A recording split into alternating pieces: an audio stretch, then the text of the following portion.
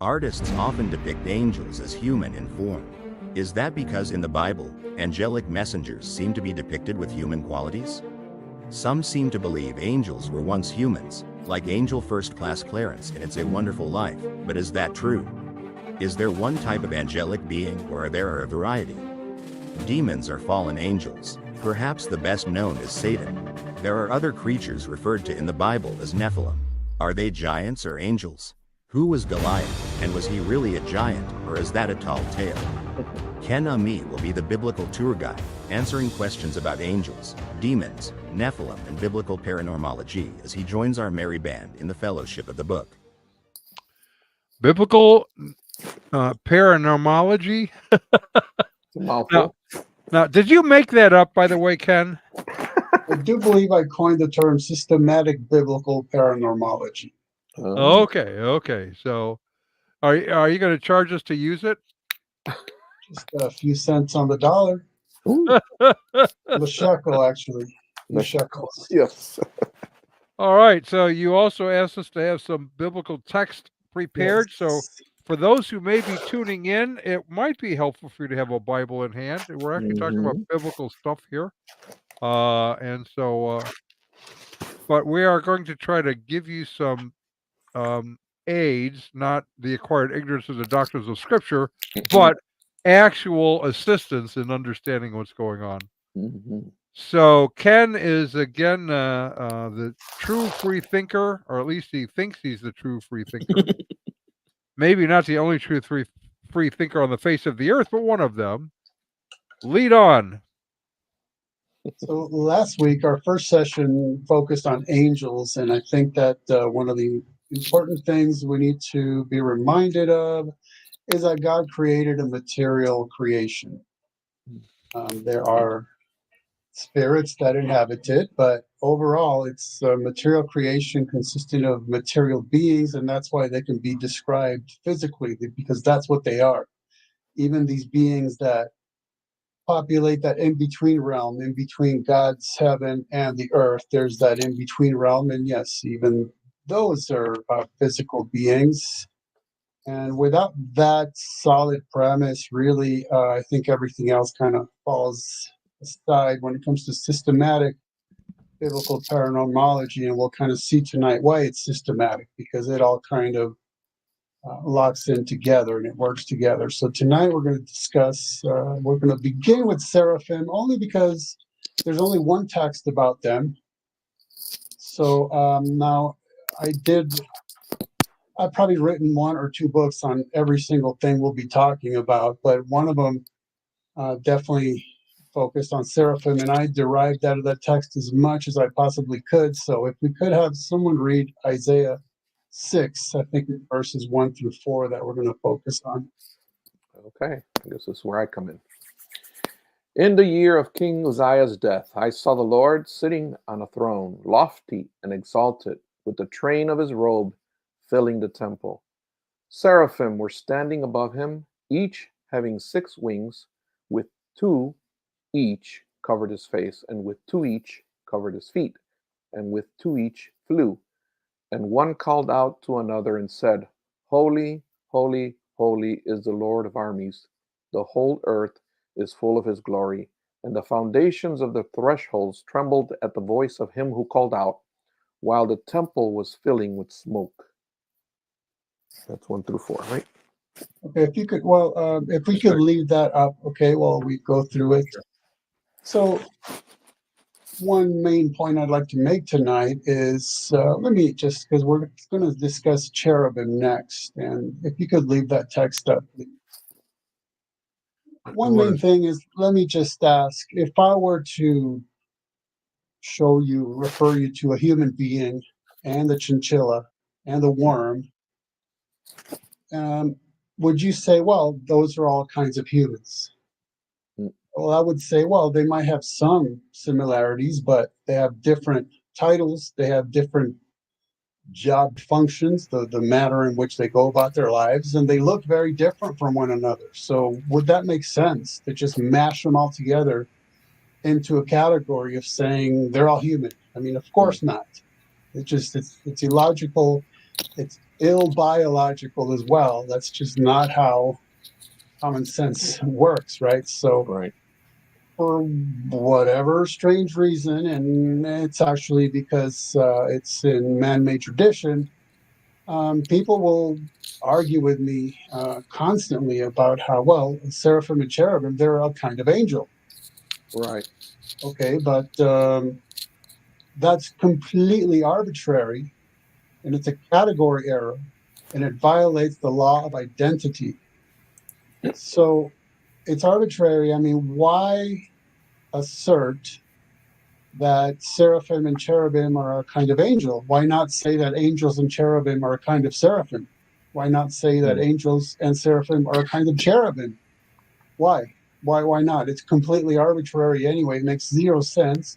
But somewhere along the way, somebody decided to make that assertion. And even though there's zero biblical backing for any such a thing, it's just kind of stuck with us. And people just like repeating that because it's just common knowledge, which are those things everybody knows, but nobody knows how anybody knows. But that's what we know. So that's what we go by, even though it makes zero sense. And we see part of that here, where these particular beings are not referred to as angels. They're referred to as seraphim. They look very different than angel, and they have a different job function than angels. That's three differences right there that are fundamental. So that's, you know what? Can I interrupt your train of thought here for a minute? Because maybe this might help or it might make things worse. But how often do you hear someone say, "Can you give me a Kleenex?" when you hand them, say, something by Scott's? Well, Kleenex is a brand name of a tissue. Right. Scott's could be a brand name of a tissue. But anytime someone needs that particular thing, they say Kleenex. So they're using an identity, the brand name Kleenex, to describe all of the various kinds of Tissue. products, right? Tissues. Or the same thing with a drink. You walk in. I walk into a store and a restaurant. And I say, "What would you like to drink?" And I say, "A cola." Most everyone in parts of the country, either calls it Coke, universally for both, or Pepsi, universally for both, whatever it is. This is kind of the same thing here. He has separate identities in the beings, but most people refer to it because it is sort of how we are trained to think about it in culture as angels. and even in this case, there's more differences because any facial tissue roughly looks the same and has the same job function, and so does as well. They're all carbonated and they're all made up of the same basic things. And so there are similarities, of course, just like humans, chinchillas, and worms live on the planet Earth and they consume energy. I mean, they do certain things that are the same, but they're not the same. So same with these beings. These are three different categories of being. Okay, and so if you could put up that text again, last week we reviewed that biblically angels all look just like human males. They don't have halos, they don't have wings. Whereas in this case, we have 6 wings. Now, I'm going to throw a few things tonight and in next week's discussion because I'm constantly dealing with discussing these issues with people. Multiple people every single week for years, and a lot of if you could put up the text. Oh, he didn't hear you. Oh, put up the text. Yeah. A lot of what I do is the Isaiah top one level. Yeah. So just people online, whoever they might happen to be, discussing it. And yeah, it looks like we're buffeting right now, right? Oh no, you're fine. I think. Yes, please. Yeah. Oh yeah, we're going to be good here. Watch how quick this is going to be. Quicker than quick. All right, I like that. Okay. So I get into rather unusual discussions because people are dealing with this in terms of what they're hearing popular teachers claim instead of what's biblical. So, for example, in this case, I've heard the term seraphim angels, right? That's an incoherent term, again, because what we just talked about, categories and the law of identity. Seraphim are seraphim, angels are angels, cherubim are cherubim. They differ.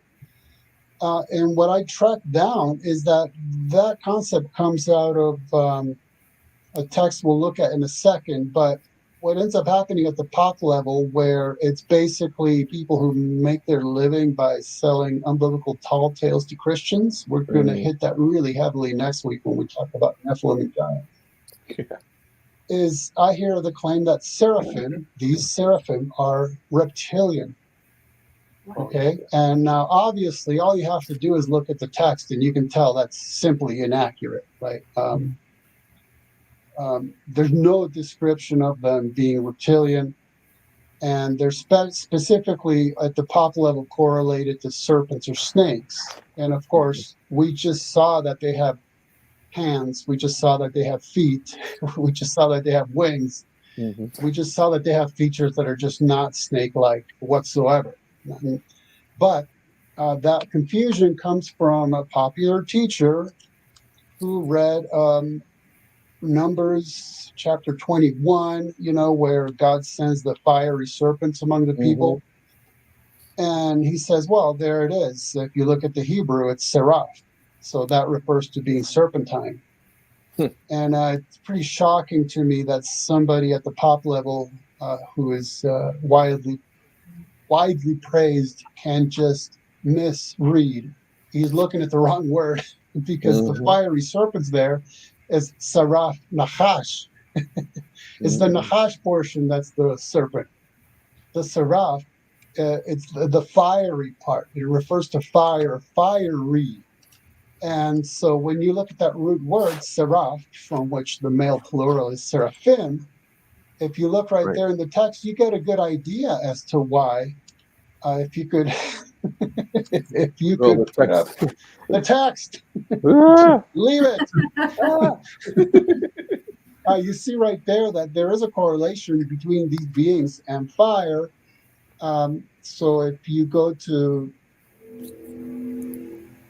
where was it? Verse 6, which we didn't read, it refers to one of the seraphim flew to me with a burning coal in his hand, right? So there's some kind of correlation. And in one of my books, just so I could call them something, I called them keepers of the eternal flame, just to come up with something fancy. But you see how there is some kind of correlation between seraphim and fire here. It's nothing to do with their morphology, what they look like. It's just part of their job function that they're dealing with this heavenly altar and its fire, Right. And you could see why snakes are referred to as that for various reasons, such as the way that they move on the ground is very fiery flame-like, and that the bite of specifically venomous serpents can be very like a burning sensation. So all of that kind of makes a lot of sense. But one of the things that interests me about this text is, really the only text that focuses on seraphim is this one, and it's a vision. So do we conclude that they actually exist and that's what they look like, or is this like completely just a made-up vision, right? Something that's seen but not real. That's an interesting thing to think about, because for example, in the next thing we'll cover is cherubim. Well, they're also seen in a vision, but they're also seen on the ground. Statuary is made of them more than once in the Bible. They're stationed at the Garden of Eden to guard the way. So they're obviously that's who they are and what they are.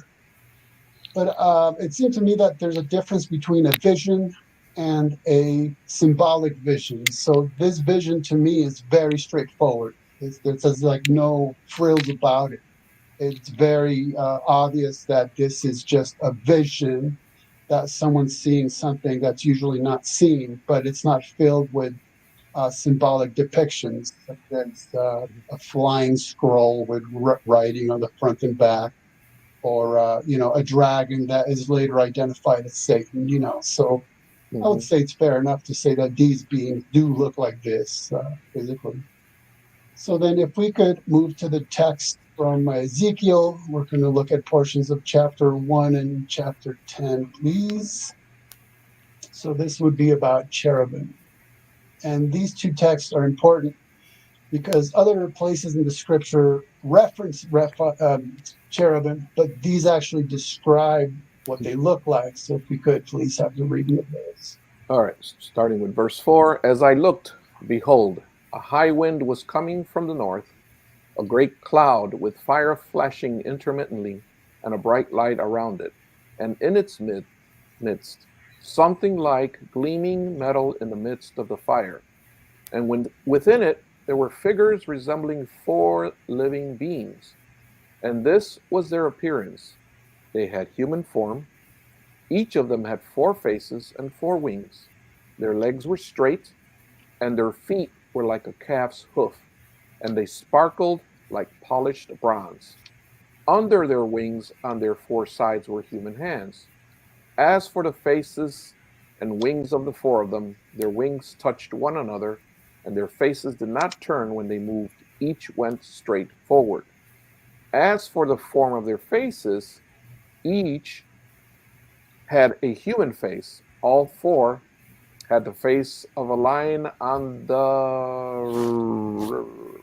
I can't see. Oh, on the right, and the face of a bull on the left, and all 4 had the face of an eagle. Such were their faces. Their wings were spread out above. Each had 2 touching another being, and 2 covering their bodies, and each went straight forward. Wherever the Spirit was about to go, they would go, without turning as they went. In the midst of the living beings, there was something that looked like burning coals of fire, like torches moving among the living beings. The fire was bright, and lightning was flashing from the fire, and the living beings ran back and forth like bolts of lightning. Now, as I looked at the living beings, behold, there was one wheel on the ground beside the living beings for each of the 4 of them. The appearance of the wheels and their workmanship was like sparkling topaz, and all 4 of them had the same form, their appearance and workmanship being as if one wheel were within another. Whenever they moved in any of their 4 directions without turning as they moved. As for their rims, they were high and awesome, and the rims of all 4 of them were covered with eyes all around. Whenever the living beings moved, the wheels moved with them. And whenever the living beings rose from the earth, the wheels rose also. Wherever the Spirit was about to go, they would go in that direction. And the wheels rose just as they did, for the Spirit of the living beings was in the wheels. Whenever those went, they went. And whenever those stopped, they stopped. And whenever those rose from the earth, the wheels rose just as they did, for the Spirit of the living beings was in the wheels. Now, over the heads of the living beings, there was something like an expanse, like the awesome gleam of crystal spread out over their heads. Under the expanse of their wings were stretched out straight, one toward the other. Each one also had 2 wings, covering its body, on the one side and on the other. And I also heard the sound of their wings, like the sound of abundant waters as they went, like the voice of the Almighty, a sound of a crowd, like the sound of an army camp.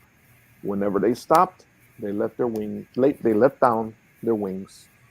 That's the end of the verse 24. And if we could jump I can to do chapter 10 now, please. Okay, Chapter 10, 10. Okay. starting with verse 9. It says, ready? Then I looked, and behold, 4 wheels besides the cherubim, 1 wheel beside each cherub, and the appearance of the wheels was like the gleam of a Tarshish stone. As for their appearance, all 4 of them had the same likeness, as if one wheel were within another wheel. When they moved, they went in any of their 4 directions without turning as they went, but they followed in the directions which they faced without turning as they went. And their whole body, their backs, their hands, their wings, and the wheels were covered with eyes all around, the wheels belonging to all 4 of them. The wheels were called, as I heard, the whirling wheels, and each one had 4 faces. The first face was the face of a cherub. The second face was the face of a human. The third, the face of a lion, and the fourth, the face of an eagle. Then the cherubim rose up. They are the living beings that I saw by the river Chebar. Now when the cherubim moved, the wheels would move beside them. Also, when the cherubim lifted up their wings to rise from the ground, the wheels themselves would not turn away from beside them. When the cherubim stood still, the wheels would stand still, and when they rose up, the wheels would rise with them, because the spirit of the living beings was in them.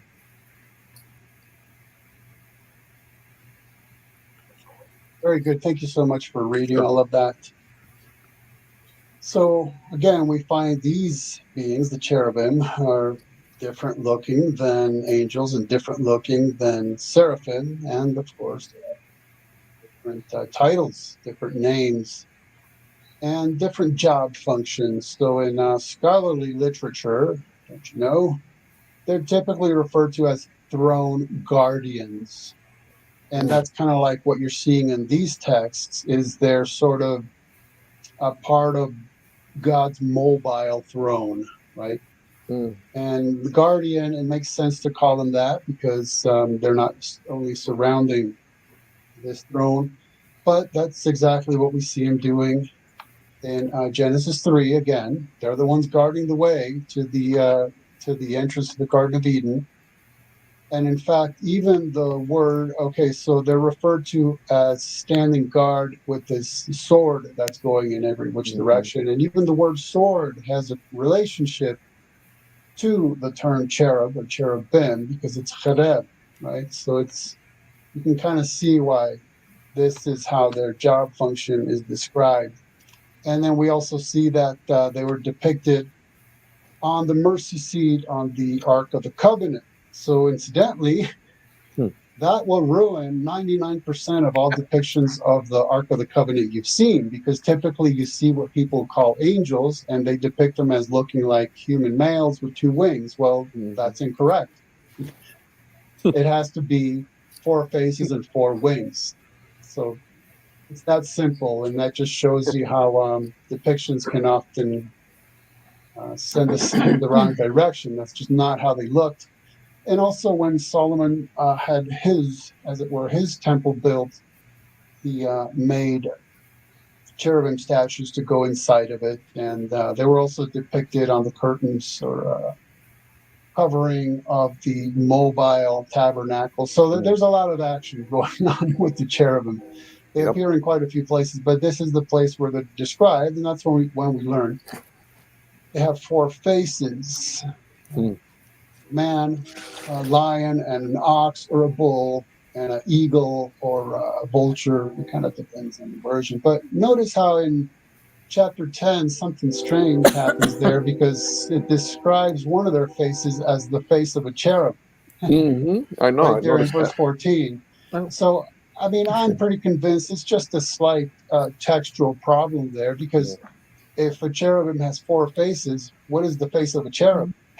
I mean, so the cherub is four faces. So in this case, what is it? One of the four is four, and then one of those four would have to be four. So it's like almost like fractal geometry, right? It's cherubim faces all the way down. I think that's not really a big issue. I think it's just like a slight error there. But so we see also that they have this correlation, this interaction with the the ophanim, right? The wheels within wheels, and how they function together as some sort of mobile vehicle, like stated. And that's actually going to become important in a minute here when we start talking about Satan. So for now, let's just remind ourselves these beings have a look to them because you can actually look at them because they're physically real, and you can describe them physically because that's how they look.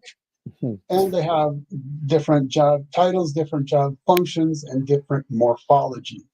Look different from one another. And that's why I emphasize that we can't just mash them all together into saying, well, they're kinds of angels, because that's just like a lazy, easy to understand, but really illogical, ill-biological, and unbiblical sort of way to do things, because God is a God of categories and order, and his creation is very specific and unique, especially when these are described for us. They're described, what they do is described to a certain extent. And so that's some of the interesting things to think about when it comes to these pretty unusual beings. So then once we get to Satan himself, we touched upon last week a little bit about how, well, one of the important things to keep in mind about Satan is that he's not a fallen angel. He's a fallen cherub. And as far as we know, he's the only fallen cherub. We don't know about any fallen seraphs, Seraphim. So whatever the case may be, as per Ezekiel 28, when read that it has something to do with Satan, then it's pretty obvious. It's said that he was in the garden of God, right? The Garden of Eden. And incidentally, if you're really interested in digging deep into why texts such as Ezekiel 28 and Isaiah 14 and others seem to be speaking about a human being, but all of a sudden seem to not be speaking about only a human being, I would just really invite you to read a post I put online, which is actually a chapter sample from one of my books, and it's called The Apocalypse of the Hidden Hand. And it really, really goes into detail about how it is that there are these spiritual powers, these spiritual entities who are the power behind human sovereigns, right? Human rulers. That's why you end up having things like the Prince of Persia, who is definitely not human, because the angel Gabriel has quite the time battling it out with him and has to call upon the help of Archangel Michael. So that's kind of, for someone who's interested in a very detailed and elucidating view of what the Bible tells us about that aspect of it, that would be the paper to look at, The Apocalypse of the Hidden Hand. And so Satan is a fallen cherub, and in a moment we'll talk about why it's very important to recognize that's the category of being which he is, and why it's not okay to just throw him into the angel category where he doesn't belong. So a few things about Satan. It does seem to me that the original, what I call the original rebellion, it took place within the mind of this cherub. And I know we're all very aware of what they call the 5 I wills of Satan. Mm-hmm. Right? He conceives of this rebellious thought that he's going to be like the Most High. Right? And so then what he does is he takes that basic concept and he introduces it to guess who? To Eve. And notice he says, you will be like God. Right? Mm-hmm. It's the same basic concept of usurping God, and it's what he has in mind to do for himself, but he introduces it to Eve as well. And so to me, that is the moment that this being fell, right? It's in the Genesis 3 timeline. There's no such thing as some sort of prehistoric, pre-Adamic rebellion of anybody that we know of, period, full stop. It just doesn't exist in Scripture. Most often when people want to assert that, they'll turn to Revelation chapter 12. But the issue there is that this heavenly war is a post-Jesus ascension event. Mm-hmm. So it most likely just hasn't happened yet. I know there's a lot in Revelation that seems to be chronologically going back and forth, but if you read chapter 12, it's a very chronological chapter. It's a very step by step, and you have Satan depicted as a dragon, who with his tail he casts out 1/3 of the angels to the earth. That'll come in next week. It's a very key issue. But when it comes to the war itself, it is a post-Jesus ascension event. It hasn't happened, and it certainly didn't happen in some primordial gap-filling time. That just does not exist in the Bible, period, full stop. So that's why I think the most reasonable place to put his fall is when he commits an action of sin and fallenness to question God and tempt Eve as he did. And interestingly enough, I remember when I was studying my Satanology, I realized that we're told that he was a murderer from the beginning, right? Mm-hmm. And with my Jewish mindset, I thought, oh, I see what's being said there. We're being told that he was a murderer from Bereshit, right? The Mm-hmm. beginning, the book of beginnings, Genesis. And so I'm sitting there reading Genesis 3, and I'm like, oh, well, that's why he's called a murderer and a liar from the beginning. It's because the actions he took led to Adam and Eve being told, well, I warned you that the day you eat of it, you will die. And now that you've been tempted to do so and you did it, as has been famously said, you're going to begin to die and you're going to keep dying until you die, Right. which I think is actually a very, very elucidating way of putting it. That's why they didn't take a bite and drop dead. When Right. sin entered into the world, it's when death entered into the world, and it took an effect that eventually I got a question, Ken. physical death. Yes, go ahead. So I think what I'm hearing is that Satan was a cherubim, right? Cherub. Cherub. Right. He's singular. Okay. There's not two. That's just a technical Yeah. note. Don't feel bad about Got that. it. Got it. Okay. So, but Lucifer, is that Satan? Because I thought there's biblical verses that says that he's an angel, but I'm just hoping you'll get to this now or later because I'm confused. Well, it's one of those things where if you want to focus on the word Satan, you could say, well, anybody who's an adversary to anybody is a Satan.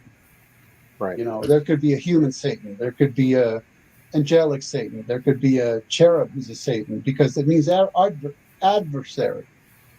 It's just that we happen to have picked up on that word and personalized this being, and we refer to him as Satan. We refer to him as the devil. We refer to him as a serpent. We refer to him as the dragon.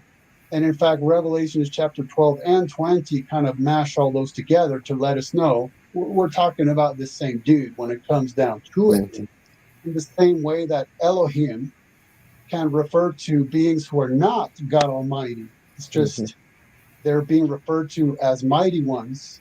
But there's the one almighty Elohim. So when it comes to Lucifer, that's a whole issue in and of itself that has to do with linguistics. It's somehow got the term Hillel somehow came to us through Latin by mashing two words together, lux and feros, which would be like a light bearer. And so that's a whole thing about linguistics. But no, there's no statement that Hillel of Lucifer is an angel.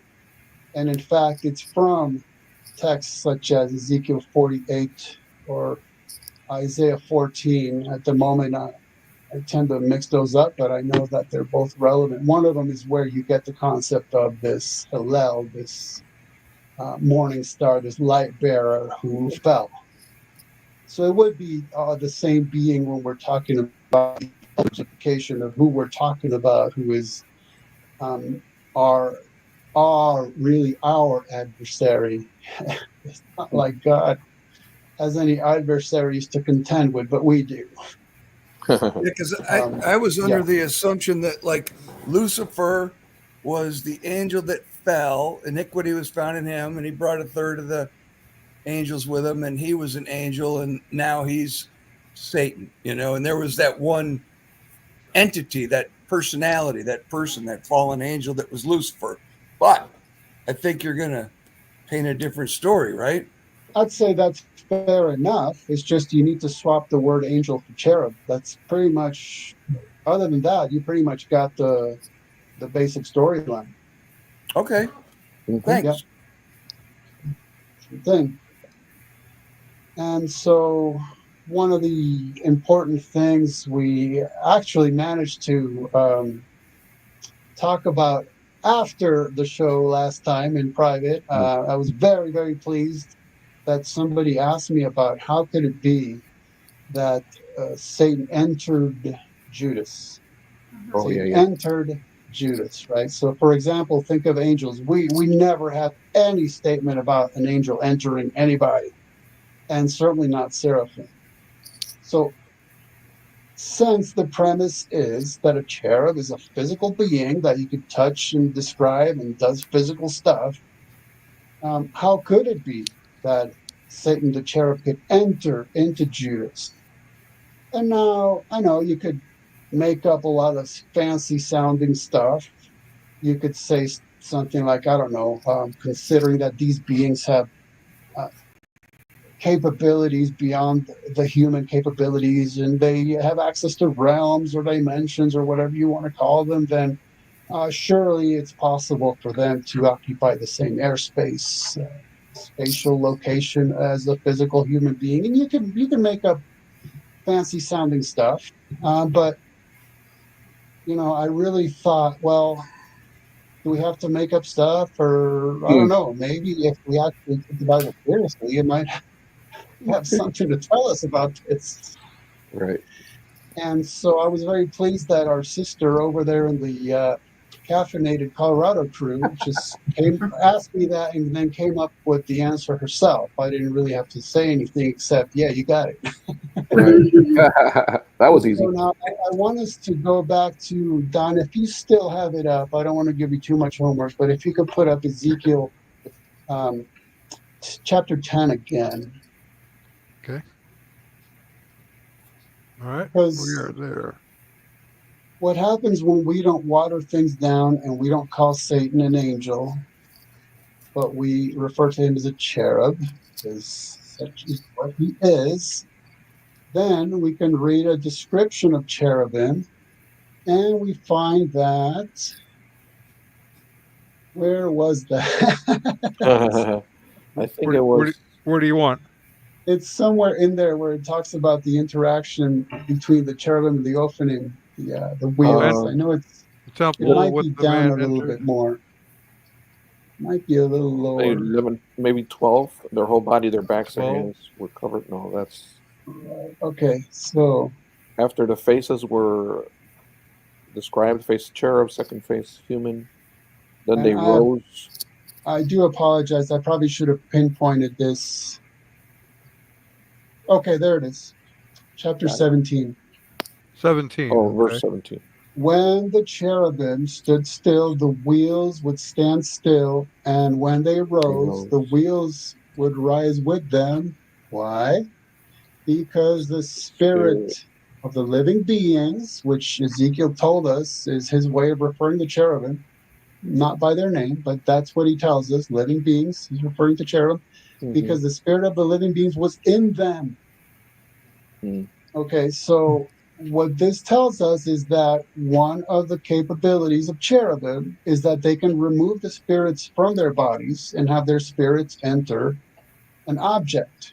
Whatever these wheel things are, whatever these Ophanim are, whatever the wheels within wheels with eyes all over, whatever they are, whether they're a living being or some kind of high-tech vehicle, I mean, I don't know what to call them, but whatever they are, the cherubim have the ability to maneuver them or maneuver with them because they put their spirits inside of them and move around with them that way.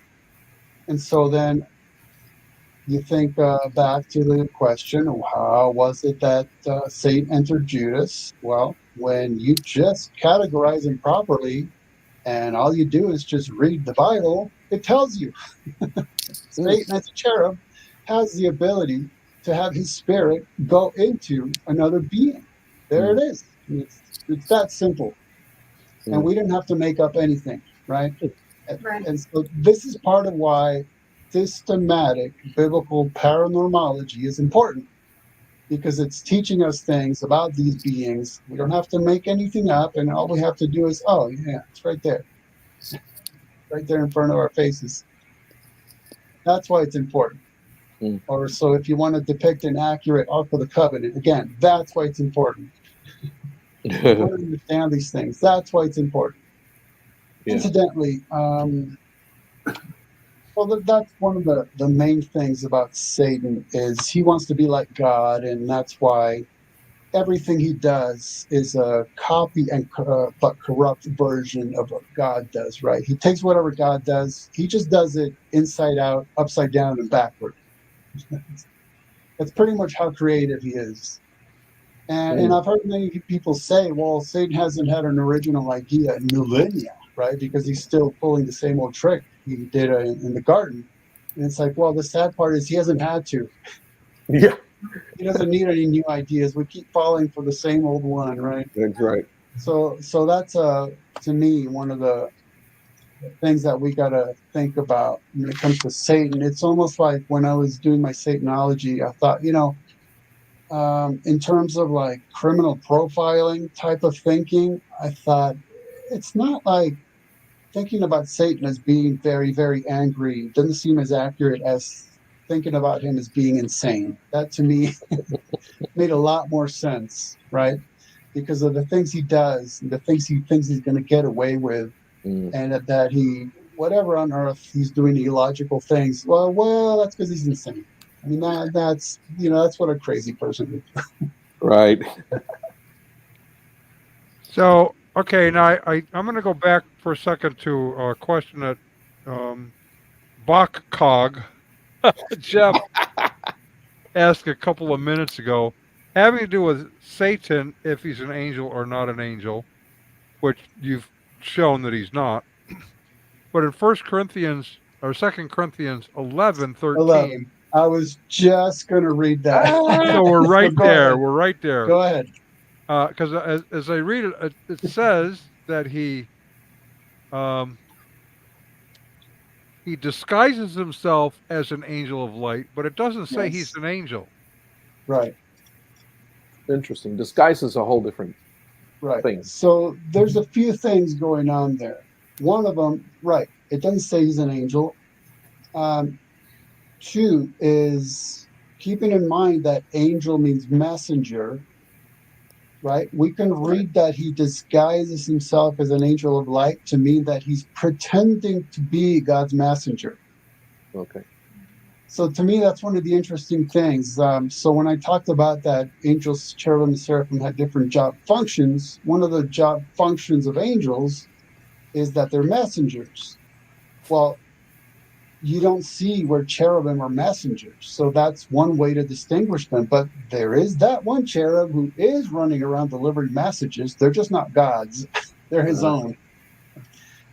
Right. So, Got it. but if you notice 2 Corinthians 11:13, the verse just before that one, it says, because Paul is talking about men, human beings. He says, for such men are false apostles, deceitful workmen, disguising themselves as apostles of Christ. And no wonder, for even Satan disguises himself as an angel of light. So contextually, it's talking about pretending to be something you're not. Mm-hmm. Right? Because these human beings are not changing shape, they're not morphing, they're not shape-shifting. They're just pretending to be something they're not. They're pretending to be apostles of Christ, just like Satan is pretending to be a messenger of God. It really has nothing to do with ontology. It's just what they're pretending to be something not. That they're not. Okay. So one other question. So the third of the angels fell with the single cherub. Basically. I wouldn't say with. Or maybe. After. After, right. And Let's see. that's going to come up. I guess we can discuss that next week, but just to give you a rundown of that, the fall of the cherub would be in the Genesis 3 timeline. The fall of the angels would be in the Genesis 6 timeline, which incidentally, I think is a timeline that lasts like over a millennia, but different timelines. Because part of it is because he's a cherub, they're angels, and also because in Revelation 12, depicted as a dragon, he's obviously fallen already, and he takes some sort of an action to have something to do with them being cast to the earth. So these would be two different events. Okay, that's why I said I wouldn't say with. Now, after the Revelation 12 war in heaven, then yeah, they're all cast to the earth at the same time, and that's pretty much it for them. Whereas I know it's tricky doing this kind of stuff in English, but I would almost say that there's a difference between falling and being cast out, where Satan falling means he got fired from his job as a cherub, right? But he still comes before God. He still has to report to him, but there'll come a time after the war where it's like, you're cast out, buddy. You're not coming back up here anymore. That you're done. Mm. So now we need to end by discussing demons.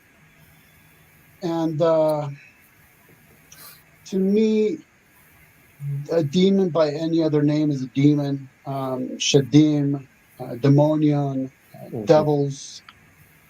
To me, it's really irrelevant. It's just different ways to refer to the same beings. And typically people will say, well, demons are either fallen angels or they're not. Okay, now, if they're not fallen angels, what are they? And well, I do encounter a lot of people who claim that demons are the spirits of dead Nephilim, which we'll talk about next week. Oh boy. To me, that's folklore. It was some kind of theological speculation from the Second Temple era, right? A few centuries before Jesus' time. And to me, that was a pretty good guess. I'll give him that much. It makes sense in certain ways. I could kind of see how somebody would conclude that through various means, but to me, it didn't quite do the job. So I kind of set about trying to understand, because if that's not who they are, then what are they? Well, there's a problem with saying demons are fallen angels, because angels and demons exhibit different characteristics. I mean, first and foremost, angels being physical beings that look like human males, demons being disembodied entities. I mean, that alone is a big difference. And like we just said earlier, you never see an angel entering anybody, whereas demons possess people. So they're very different. So how could they be fallen angels? Well, to me, what I set out to do is not to come up with some kind of new explanation for who they are, but rather the mechanism as to how they can and are fallen angels, but through various technicalities as far as how that could possibly be. So to me, it's a strictly biblical argument that I make in one of my books. It took me about 30 pages, so I'm not going to take that long tonight, especially when we only got like 10 minutes. The bottom line to me is that you can make a strong biblical case that covers a lot more ground and collects all the data together than saying that they're spirits of Nephilim. When we say that fallen angels. And so now I'm going to touch upon something we'll get into next week in more detail, which is that when we think about the fall of angels, partaking of what I call the Genesis 6 affair. And so that's the angel view of Genesis 6, that physical angels did marry and copulate with human women. And Jude and 2 Peter 2 tell us collectively, they placed the sin of angels to pre-flood days, so it fits that timeline, and they tell us that those angels were incarcerated. They don't tell us when, but to me it's logical that it was right around the time of the flood, because that's when God was cleaning house, as it were. So it's just logical that that would be the time where he just puts them away, wipes the earth, and starts anew, essentially. So now when we think about angels as physical beings, it's like, okay, they were physically incarcerated. Okay, and they were put into what Revelation 9, well, I'm jumping ahead. So Peter tells us that they were incarcerated specifically, not in HE double hockey sticks. He's very specific that they were incarcerated in Tartarus. Pits of darkness, right? I think. Well, a lot of Is that what- people don't know much about Tartarus, so let me just say Tartarus is not that sauce people eat with fish. Nah. It's tartar sauce. Oh, I thought it was. I was just getting hungry. Tartarus sauce, now even spicier. Not even spicier, yeah. Well, now we don't. That's a hotbox, right? It's a word that only appears once in the whole entire Bible. So what are you going to do with it? You can't research the Bible for what that refers to. Right. So to me, it's pretty obvious. Peter is interacting with his Greek audience, and they would have understood what he's talking about. Because in Greek mythology, Tartarus is like the place where the really bad dudes go, right? It's this place where the really, really bad entities are incarcerated. So I think his audience would have been like, "Oh yeah, I totally get that." Yep. And now, if you want your mind blown, Tartarus is said to be the deepest part of the abyss. Okay, abyss being a reference to the bottomless pit. So think about how mind blowing that is. That a bottomless pit could have a deepest point. I mean, we're talking about just another realm altogether, but that's very important to us, because it seems to me that when we get to Revelation 9 and we have this abyss being opened and the angel of the abyss arises. Remember, we talked about last week, James remembered that one of the angels mentioned in the Bible is Abaddon, aka Apollyon. And then we get this description of, these beings that are like horses, but they're like women, and they're like locusts, and they're like scorpions. And in one of my books, I went through the Bible and just showed how, look, these are symbols, and the Bible is explaining what they mean. So to me, that is the emergence of fallen angels from that pit that will happen sometime in the future. It's fairly obvious when you look at it. And something that led me to think that way is that when Jesus is interacting with demons, they are absolutely terrified of being sent where? Okay, again, they don't tell Jesus, "Oh, please don't send us to HE double hockey sticks." He doesn't tell them that. They never say that. They're specifically terrified of being sent to the abyss. Okay, if you notice that, that's where they're terrified about. And why is that? Well, so let me just get to my bottom line, which is that I think that what happened is the angels were physically incarcerated, but their spirits roam the earth, and that's what we call demons. So they're terrified of being sent to the abyss, because then they'll re-inhabit their angel bodies, and then what? Well, they're stuck. They're stuck down there, being incarcerated, doing hard time. They're pumping out concentration curls, or getting in fights in the shower. And they're going to be stuck for who knows how long, millennia, right? So they don't want any part of that whatsoever. And so that's why I correlate Tartarus with where they're afraid to go with Revelation 9's abyss. It writes itself, right? It's right there in front of our eyes. So that's my mechanism as to how it could be that demons are fallen angels with a strictly biblical argument, and I've left tons out of it, of course.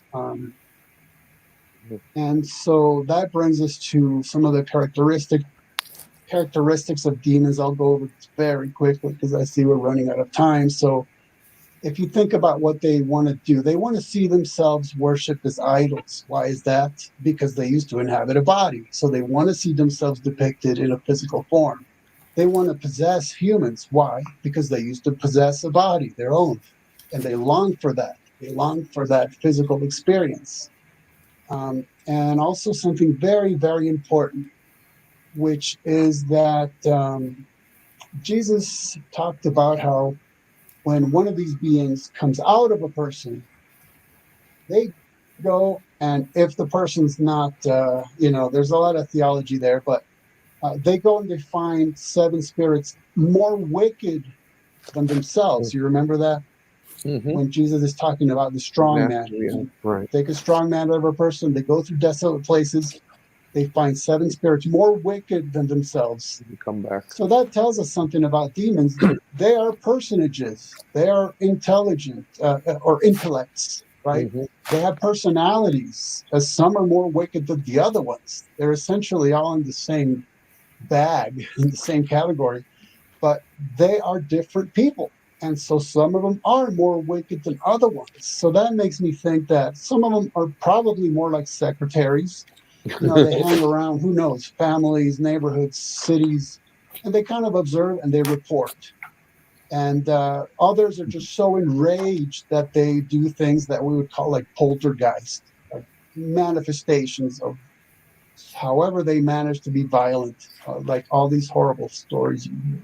And I think that's why, because they're just different kind of personalities, and they do different things according to kind of their type. And so that's just like a extremely quick from the fire hose overview of what angels or demons seem to be. And again, my main thing throughout everything I've been teaching last week, this week, and next week is keep it as biblical as humanly possible. If you want to speculate off of that. But notice how we've been able to elucidate and understand all these things about these beings just by looking at the texts that talk about them and being very careful about how we categorize things and put them together. And like that's why I talked about systematizing. You see how these things flow together, right? So have you found biblical support that, because the way you describe the demons, they want to find bodies, and there's a lot of bodies on the earth. So, you know, could this be that there are many demon possessions, you'd call them, in today's age, or is there biblical support that it doesn't happen that much anymore like it did in Jesus' time? I would say that during Jesus' time, there was probably a lot more activity, because it's like, okay, it just got real up in here. You know, I mean, Jesus is on the ground. You know, we got to do something. But I would say that this is just speculation. I would think that the demonic activity isn't so much like you see in the movies where it has to be really exciting and graphic. I think it's beneficial to them if they're more subtle. Right. Screw tape letters type of stuff. Hey, we can get you to live a lifestyle that is ungodly, and you're never going to be spitting green pea soup out of your mouth. It'll just be really subtle, and you'll be hurting in the end.